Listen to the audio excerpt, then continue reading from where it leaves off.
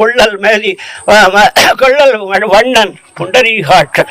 அதைத்தான் திருமங்கை ஆழ்வார் வெண்டிமா வழிவேந்து உன் மண்மிசை மன்னரை முவழுகால் கொன்ற தேவா நின் குறைகள் தொழுவதோர் வகை எனக்கருள் புரிய மண்டில் மாம்புடில் நுழைதந்து மல்லிகை மவ்வலின் போதலர்த்தி தென்றல் மாமணங்கமழும் தராறு திருவள்ளரை நின்றானே.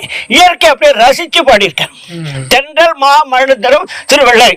அடுத்த முடிக்கும் போது மஞ்சுளாக மணி மாடங்கள் சூழ் திருவள்ளரை அரண்மேய அஞ்சனம் புறையும் திரு உருவனை.